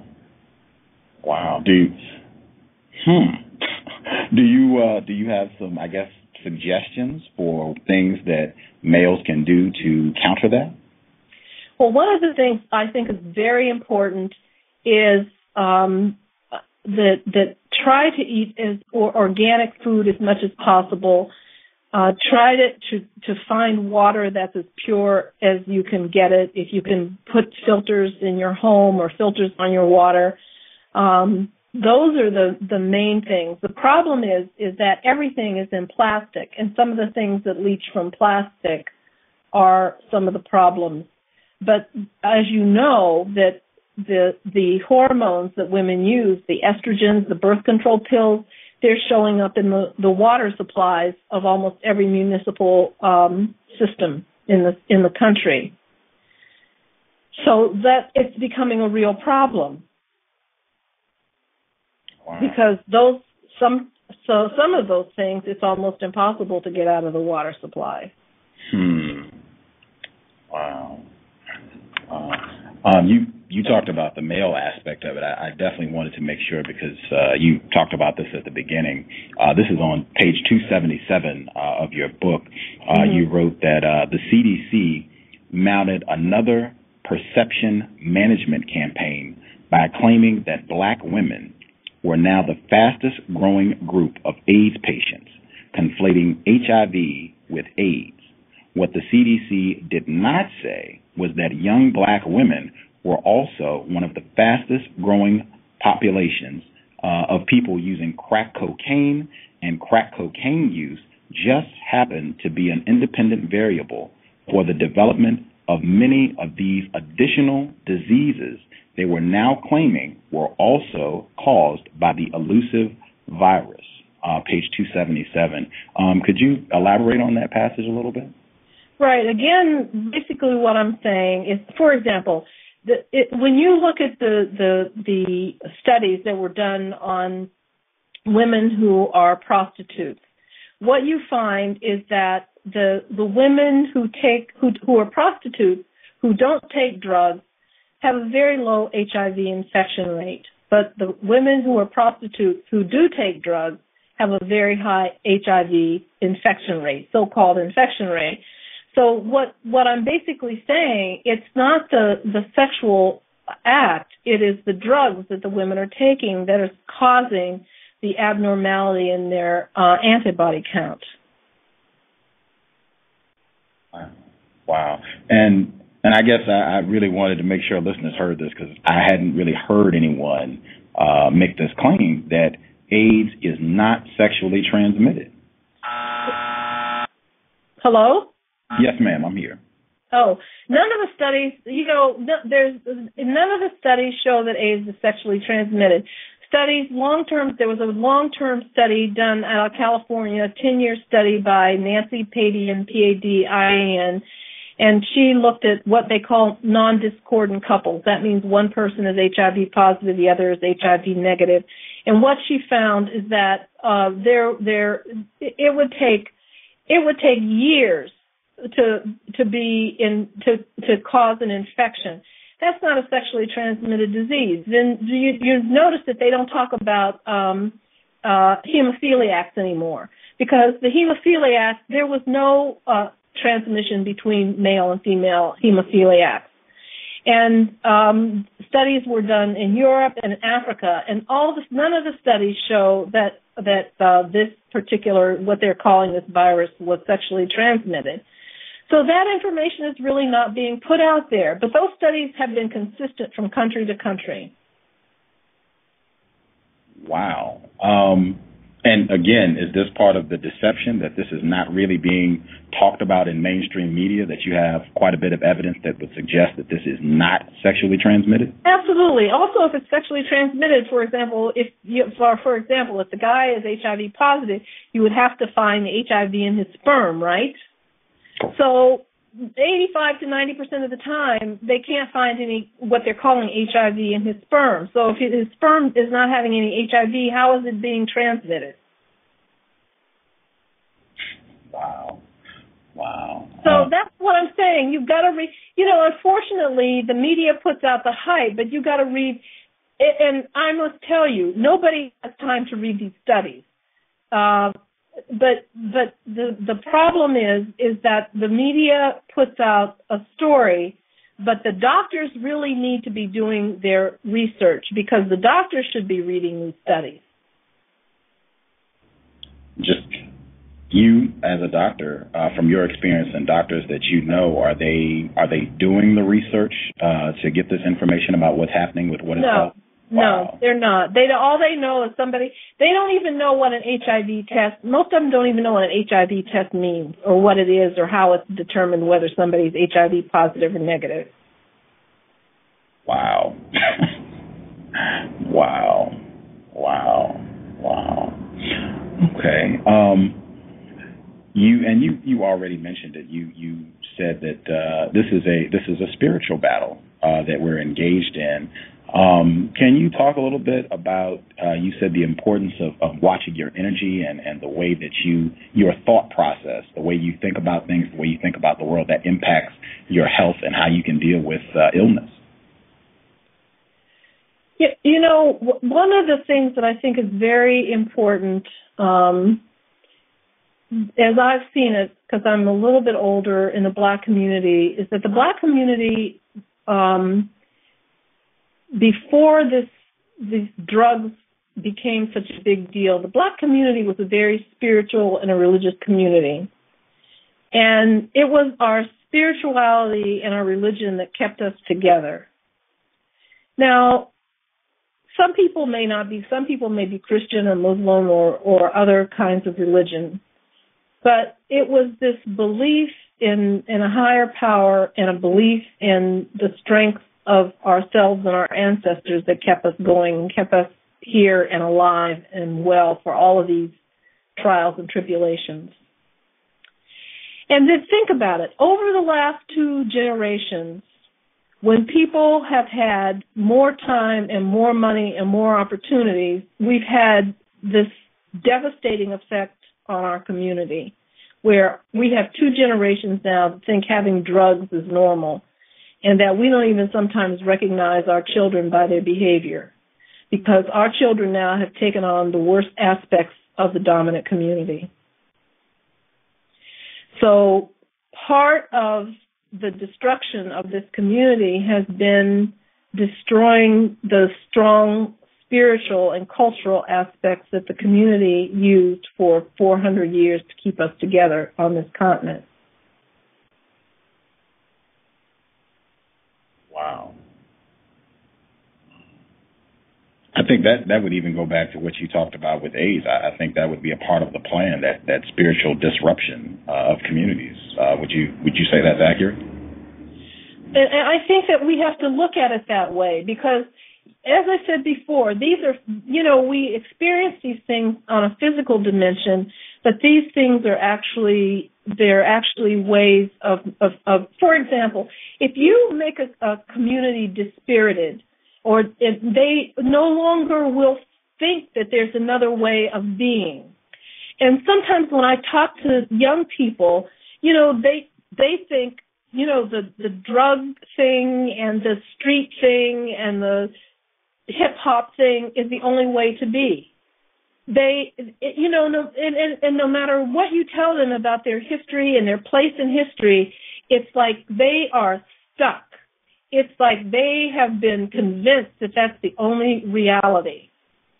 That's a spiritual crisis, because they have been enslaved into thinking that that's the only way of being. Wow. Again, our guest, Dr. Nancy Turner Banks. The website, again, is nancybanksmd.com, or you can just click her name if you're listening at Blog Talk Radio. I had a couple more questions, but I did want to check because someone else called in. A person who called in, 5896. Did you have a question for Dr. Banks? Hello, can you hear me? Yes, sir, we can hear you. Okay. No, I was just listening in, and I'm going to definitely do some research on the HIV, the AIDS situation, because I didn't know that. He didn't know what particular thing he didn't know? I didn't know that the way you were stating that how it couldn't be passed through sexual intercourse, if I heard you correctly. Mm-hmm. Okay, see, I didn't know that. Did not know that. And then the other thing is the doctors don't know how to read the test.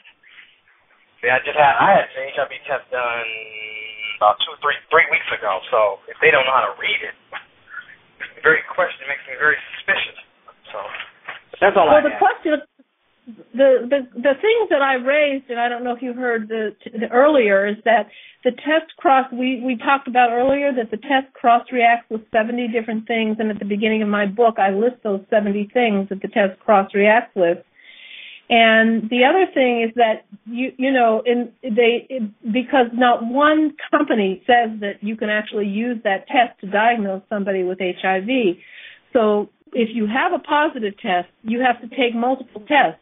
But then the doctor has to ask you questions about your health history. For example, do you take drugs, or have you recently had a vaccine, or have you recently had a flu, or have you had a cytomegalovirus or herpes infection? Because all of those things could be something that would cross-react with a test. And that's the point that I'm making. If the doctors don't realize that this test cross-reacts with 70 different things, and they see, oh, you have a positive test, they might say to you, oh, you are HIV positive, and they won't go any further. And that's the problem with these tests, and especially with trying to, they are really pushing these tests in the black community. You got to get tested. And the other thing that I mentioned, I wanted to mention before I leave is that pregnancy is one of the things that cross-react with this test, and then they want to do the test in all the prenatal clinics. How crazy is that? Interesting. Very interesting. Thank you for. I'm sorry. No, that's all I had, Gus. That's all I had, Gus. I mean, this is Jan 365, man. I was just calling in, and she pretty much has put a lot of things on my mind, so I'm gonna definitely have to do some more reading. So I appreciate it, Doctor. Yeah, let me just, you can go to my website. You can see my book, but there are some other websites that I'd like to refer people to. There's a website called Alive and Well, and there's another website called Virus Myths. And you can get a lot of good research that is good for people who don't have a medical background. You can begin to read a lot of these issues in layman's language, and I think those are two good websites to start with, Alive and Well and Virus Myths. I will link those in the program, so they'll be included in the description. It was Alive and Well and Virus Myths, is that correct? Correct. Okay, I'll make sure to link those with the program. I guess before you exit, I did want to get you also you in the book, and you talk about alternative means for dealing with what is called AIDS for folks who might have that ailment. Could you share a little bit of that with our audience? The first thing I wanted people to know is that if they get a positive HIV test, not to panic and not to think that it's a death sentence. That's the worst thing you can do. And begin to ask yourself whether or not you even think the test is positive. Because if you're not living a certain lifestyle, if you're not doing drugs, if you're not taking a lot of antibiotics or other kinds of things, it may be a false positive test. Or it may be an indication, the way I say the HIV test can be used is it may be an indication that your nutrition or your lifestyle or something needs to be corrected. You may have an underlying metabolic problem. Now, for those people who go on to develop AIDS-defining diseases, those are most often people who have some kind of, they're either doing drugs or they have some kind of issue in their life, but that they have to come to grips with. Now, each person, that's going to be an individual thing. But the tests that I think are more important to do is a test called the glutathione level, glutathione. And what they found is this particular nutrient is the key nutrient that seems to be missing or low in those people who actually go on to develop one of the AIDS-defining diseases. And it's really important because it's part of the way your body makes energy, stores and makes energy. So that is a test that I would ask the doctors to do. You can ask them to draw your glutathione levels. And again, for the African American community, I would very, very strongly ask for people to know what their vitamin D levels are. And there's another nutritional element called selenium that people need to make sure that they have enough selenium. And there are other things that I talk about in the book, but I just wanted to focus on those three and not overwhelm people. But the last chapter in the book basically talks about the nutritional elements. Someone else slipped in. They had a call. I believe this is 818. 818, did you have a question? Yes, I do. There's one more thing I wanted to ask you about. Recently they came out with this publication. There was this big hysteria about it, claiming that 49% of black females of a certain age were herpes positive. And as soon as I heard it, I said, that's impossible, because if you haven't tested 100%, how do you know what 49% have? And I'm in that age group. I don't have herpes. Nobody did a study anywhere where I'm at. So I wanted to know what your thoughts were on that. Let me just say this about a lot of viruses. Some viruses, first of all, a lot of people have herpes. For example, if you have ever had a cold sore, or if you go out in the sun, like I have a friend of mine, we used to go in the sun, and she would get a herpes on her nose. And, a lot of kids get herpes outbreaks on their mouth. So herpes is, by the time people are 6 years old, about 70% of the population has been exposed to a herpes virus. So I don't even know the importance of that. It has no importance because most people have been exposed to herpes viruses by the time they're adults. It doesn't, and because they're not saying which type of herpes, and so that is a result that has absolutely no meaning.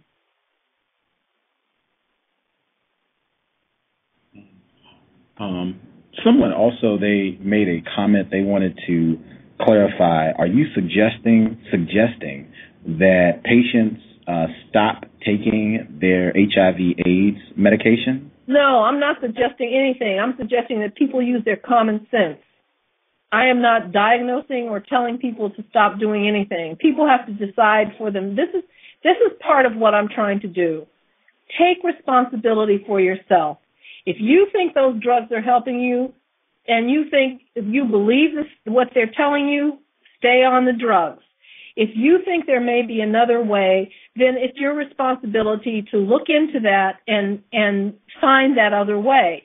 There are hundreds and hundreds of people who are alive and well 25 years later who have chosen not to take those drugs. So the key is that you have to begin to take personal responsibility for all of your decisions. That is the spiritual quest that you're on, and that's what I'm asking people to do. If you feel that you want to listen to what the system is telling you and you want to do what the system is telling you to do, then you can do that. But if you feel that there's another way, then you have to find it. But also, let me say this to you. Some of the drugs that they are putting people on are addictive, and when people start to come off of those drugs, they have withdrawal symptoms. And so they think that they're feeling worse because their AIDS is getting worse, but they're feeling worse because the drugs that they are giving you, some of them have addictive properties. Wow, I think this coincides nicely with what you just raised, and I think is a big part of the spirit of the book. And it begins, chapter 1, page 1. You should never believe anyone, not even me. You can only trust your own research. If you just comfortably lie on your back and let people tell you everything, then you'll get some sort of answer, mostly the wrong one. This is quoted from Dr. Carrie Mullis, Nobel Prize winner. Again, this is page 1 of Dr. Nancy Turner Banks' book, AIDS, Opium, Diamonds, and Empire. Thoroughly enjoyed the program and the book. She sent me a book. I am super appreciative, and I would encourage folks, please go to her website. Her website, again, is nancybanksmd.com. Check out the book, and she has a lot of other great information on the website. Please check it out. We thoroughly enjoyed hearing from you, Dr. Banks. Well, Gus, I really enjoyed this time talking to you, and your audience is really smart, and they had some good questions. And I hope that they do read the book, and I hope that it helps people to begin just to look at the world in a strategic way and to begin to understand how we fit into the big picture. Globally, I'm there 100%. Again, Dr. Nancy Turner Banks, thank you so much for coming by, and we'll definitely be in touch. Check the website, nancybanksmd.com. Thank you so much, and we'll be in touch soon. Good night. Good night. Have a great evening. Context of white supremacy. Gus T Renegade. Justice is not here. She's traveling, but her email address, justice.asap@yahoo.com. Again, justice.asap@yahoo.com. Hopefully she'll be back tomorrow. Clarify, we do have a program tomorrow. Guest will be Dr. Wesley Muhammad. He is a professor at the University of Michigan. He's authored several books. He'll be talking about how religion has been corrupted under the system of racism, white supremacy. The wrinkle with the program for tomorrow is it might be on this work, and it might be here at Blog Talk Radio, and it might be with War on the Horizon with Irritated Genie. I have to double check to see if things are all set and ready to roll. But there will be a program tomorrow, one way or another. It'll just be either it'll be here or it'll be on his network. What I can tell folks, if you want to tune into that program, check here first. If you don't see anything here, it will be on their network. So that means just go to waronthehorizon.com and just click for the radio program. You'll see the link once you go to the main site, and Gus T Renegade should be there. So come here first.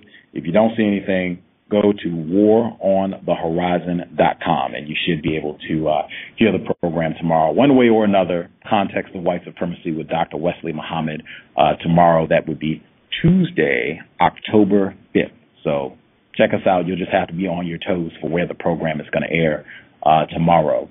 Also, since I have him here, I want to make sure I get that out. James365, he contacted me months ago and said he was coming to the Seattle area, that he was going to be visiting and wanted to perhaps hang out for a second. And I said, sure. The time that he came, and I don't even really travel a whole lot, I was not in Seattle. In addition to not being in Seattle, I was crammed with programs, so I didn't even get an opportunity to reach out to say, hey, I'm not in Seattle right now. But I did want to acknowledge that he's been a long-time listener since we've been doing the Context of White Supremacy. Definitely appreciate his continued support. Hope he is not wasting his time. Also wanted to make sure that I get out books. I do have my wish list at Amazon.com. Just put in Gus T Renegade, and you should be able to find my wish list. It is prioritized. I think the top two books at the Amazon site are Homosexuality and the Effeminization of African Males. That's number one. The second is Paul Grant's book, Why Willie Lynch Must Die. Those are the two books that I'm trying to get. I'm trying to have Mr. Grant with us on Thanksgiving Day, if I can pull that off. But I need that book. So if you can, anybody that's interested in investing in the context of white supremacy, those are two things you can do. Those two books, that would be great, super appreciated. And I would definitely enjoy doing a second program with Dr. Baruti on the effeminization of African males, homosexuality and the effeminization of African males. So go to Amazon.com, Gus T Renegade, see my wish list. That's one way you can support the context of white supremacy if you think what we're doing here is constructive and of some value. If you don't think so, don't worry about it. Let's see, anything else I wanted to share before we get ready to go out? There was a CNN report. I told you all I wanted to be much better about keeping up with current events and checking information, and I've been making an effort to do that consistently.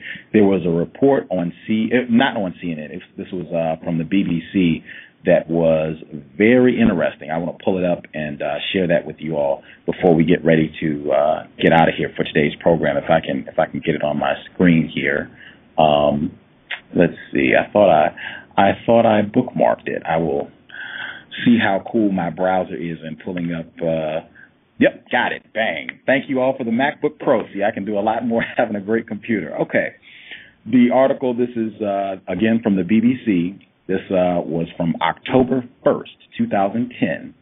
The title is Lithuanian Blonde Island Plan Raises Eyebrows. Again, the title is Lithuanian Blonde Island Plan Raises Eyebrows. I'll read some. Perhaps you all will find it interesting. A Lithuanian company plans to set up a holiday island in the Maldives run entirely by blondes, the latest project in a growing blonde movement in the Baltics. But how legitimate is the latest sign of Baltic blonde ambition? What do you call a blonde who runs a business? A dab hand at marketing if she comes from Lithuania. Blondes in the Baltics have had enough of the jokes about being dumb. Now they want to show they are smarter than the gags make out, with a growing blonde business empire. The Lithuanian company, pronounced Ulala, is planning a holiday resort in the Maldives Islands. The firm hopes to pull in the tourists by employing only blonde staff and offering direct flights to the island crewed entirely by blondes, including the pilots. Ulala is run and staffed by blonde women and already operates in 75 different business sectors, making products from computer software and food products to pop music. Racist idea? Ulala's blonde managing director, I'm not going to pronounce this gentleman's name because I won't say it correctly, this female's name, says she wants to break the stereotype that blonde women are less intelligent. Our girls are very smart and they have degrees, she says. All of them want to do something with their lives. They have lots of business ideas.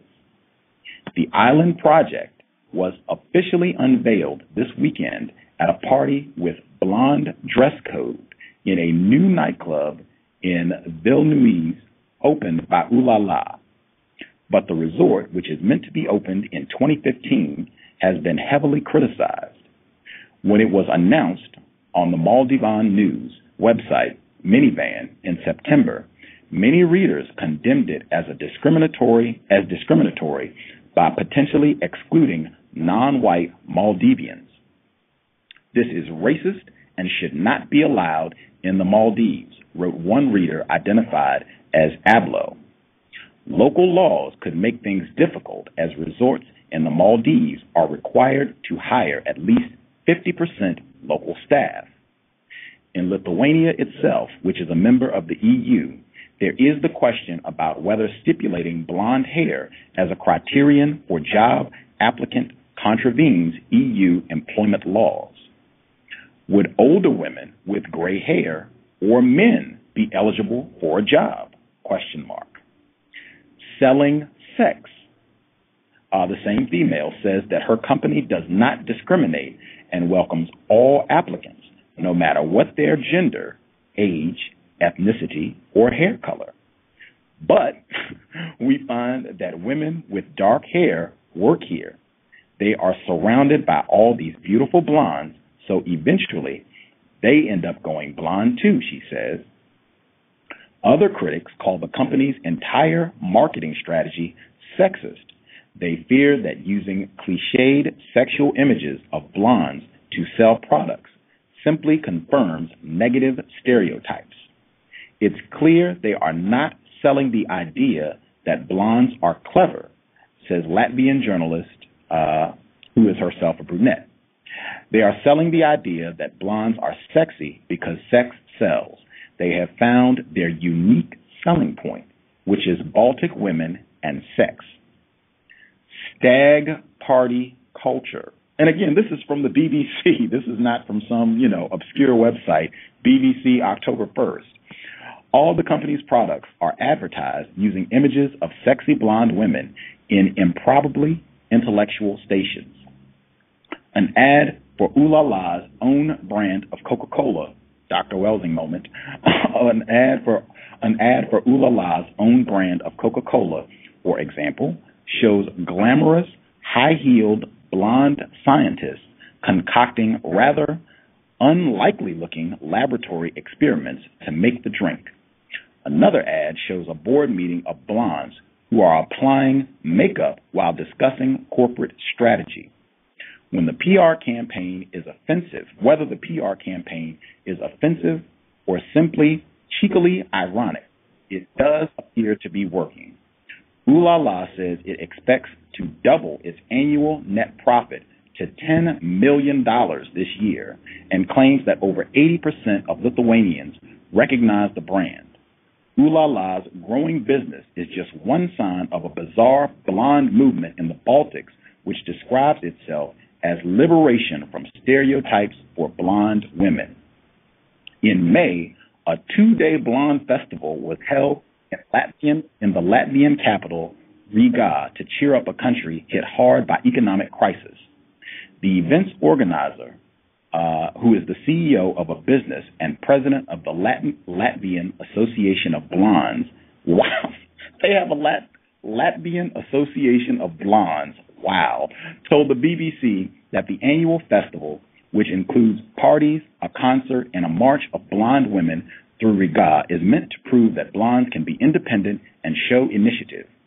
But judging from the overexcited reaction of some male tourists in Riga, female emancipation wasn't necessarily the first thing that sprang to mind. One young man visiting on a stag weekend was detained by police after drunkenly stripping at a concert of blonde women in Old Town. The Baltic blonde movement is certainly attracting attention, but it may also end up undermining the region's attempts to pull in more sedate tourists and shake off its rowdy stag party image. Again, this is from the BBC, October 1st. Lithuanian blonde island planned raises eyebrows. Very interesting, very interesting. I'm going to support Mr. Williams, and I'm not hanging out, but I will give you all 10 minutes if you have anything to share. 10 minutes for any of the folks that called in. I am going to support Mr. Williams. So if you called in, your line should be open. I will give 10 minutes if you all have anything to share, and I'm going to play Mr. Williams' commercial really quick just to support counter-racism.com. Okay, yeah, I have a question.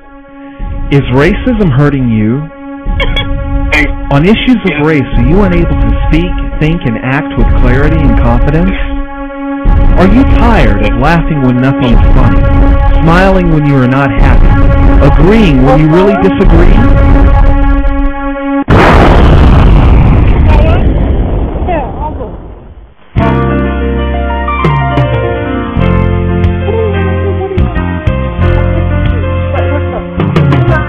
At counterracism.com, you can learn specific strategies and techniques to counter the behaviors of the people who practice racism in all areas of activity, using words correctly, following counter-racist logic, even counter-racist science projects designed to reveal what racism is, how it works, and how to counter it.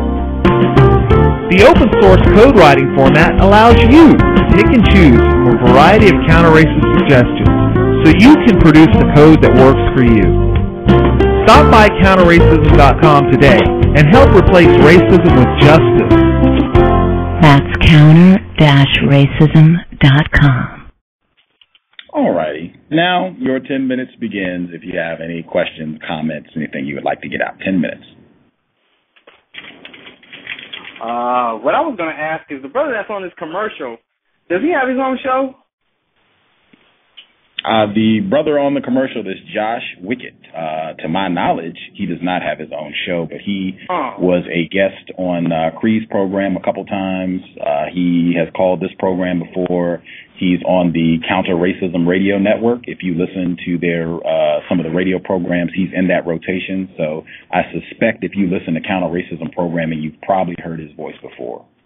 Yeah, I heard him before, and I've seen him on Counter-Racism television. I always wondered where was he at. And then there was a brother Back of the Bus. Didn't he have his own show at one time? And I think you were on there. Back of the Bus and Gus started the Cows in 2007 at the University of Washington's radio network, but suspected racists threw us off the air. But he does call into this program pretty regularly. He was a guest here too. I'm getting background noise. Got to quiet that down. But we won't be hanging for 10 minutes. Quiet that background noise down. Well, I have a statement. I noticed you read the article from, I think you said BBC.com. I don't understand the validity of the blonde women protesting the business establishment that's open because they're benefiting from the mindset of the people that's going to visit. It's almost like it's a come-up. Did you say the blonde women were protesting? Yeah, no, unless I didn't hear you correctly. I thought it was some blonde. I thought they started a coalition and protest the mindset the people about blondes being dumb and the fact that they even opened up the resort. Did I hear it correctly? I don't think it was the blonde women were protesting. I think it was, it sounded like non-blonde people were perhaps saying that it was racist. The Latvian Blonde Association, I don't think they were protesting the resort. I think they were just saying that they did have such an organization. I'll double check it, but I don't think blonde people had a problem with this. I'll double check it though. I heard blonde people have a problem being perceived as dumb blondes, all the random dumb blonde jokes and everything. But actually in white supremacy, when I think of blondes, I think of the representation used to represent the ultimate white people. Like that was Hitler's whole idea of what an Aryan was the essence of the perfect white person was the blonde look. And I've also noticed with the ramping up of racism, the outward displays of it, especially since Obama got in office, among a lot of the white nationalist websites and things, you'll find articles and posts about blondes becoming extinct and what they have to do to make sure blondes stay around and make sure, you marry white and things like that. And like this fear of blondes ceasing to exist. So that story just reminds me of that a lot. I have double-checked it, and I'm still getting a lot of background noise. Like if you're out doing stuff, moving around, if you could mute your phone until you're going to talk, that would be helpful because it's just very distracting and it's reducing the quality of the broadcast. Thank you. But yeah, I rechecked the article, and I'm still getting it. I don't know who that is. At any rate, we're only going to be here 5 more minutes anyway, so, all good. But yeah, I rechecked the article, and they do have what I said, the Latvian Blonde Association, but they were not protesting this resort. In fact, they were organizing the 2-day blonde celebration. So they were all on board with this. They think this is great. This is wonderful. They didn't have a problem with this at all. Okay. I misunderstood. I would like to say with the guest that you had on today, my mind is totally blown. I mean, I always felt that the pharmaceutical industry isn't really geared towards health and wellness, but the bottom line. But, thinking about what you're saying, what AIDS actually is and what it's being perceived as, and the tools that the media and various political, leaders are using to just put this mindset out that it's a disease of people who are living in a manner that may not be acceptable. It's just amazing to me. And I definitely have to get a book. I definitely have to do some research on my own. And definitely have to conduct myself a little differently because this is warfare. Thanks for my thoughts on it. Yep, and I think a lot of us are so confused we don't see it as warfare because we think warfare has to be direct violence with weapons and that we have to see our enemy and that they have to openly declare war on us. I've seen so many people supposedly, because it's online, supposedly that claim to be black women talking about how black men have destroyed our community, black men have brought drugs in, black men have brought in AIDS and HIV. That's why I really appreciate what she was talking about because it shows what I already knew. She was just, more precise with it. But most of these things come from the white supremacists bringing this into our community as a means of warfare and destruction. Marcella? Yes. Okay.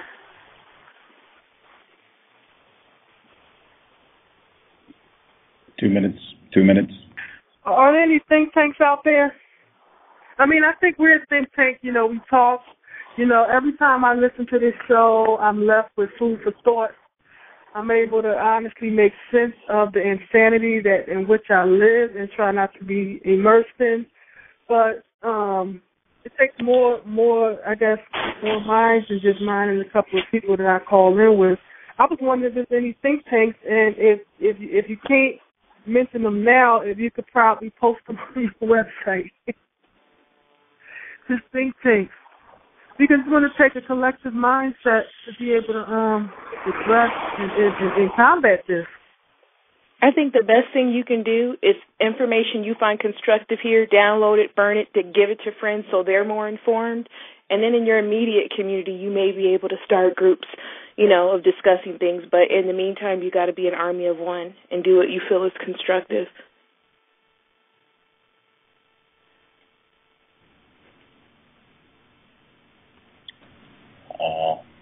That would be our 10 minutes. Bang. I guess I'll have the final word, and I have silence now. I don't have all that background distortion. Yay. My thought on think tank would be make sure don't lose the importance of the second word in that, tank. I don't think of that as a tank as in an apparatus that can hold a liquid or something of that. I don't think of it in terms of like a water tank. I think of it as a tank as in a means of warfare. That's what, when white people sit down and get their think tanks, this is, let's think of ideas to maintain, refine, expand the war against non-white people worldwide. That's what I think of when they have their think tanks. And at the end of the day, their think tanks are about thinking of things to do that will benefit the white team worldwide. If this is a think tank, I would hope if we're getting constructive information or ideas from this program, it is, what am I going to do with this information? Not just, oh, that was interesting, that was fun, that was enjoyable, that Gus is crazy, or he has some funny guests or funny callers or what have you. It's, what am I going to do with this information to oppose, counter, destroy the global system of racism, white supremacy? So if this is a think tank, I hope the thoughts lead to action. Action. And I will end on that note. Again, you got to be on your toes for tomorrow. There will be a program. I'm just not sure about where it will be, but I will try and find that out as soon as possible. Subscribe. If you do that, you'll get the information. Subscribe to the C.O.W.S. The link is right here in the program, and you'll get an email alert, or you can get it sent to your cell phone, or whatever the case may be. Thank you, everybody, for tuning in to the broadcast.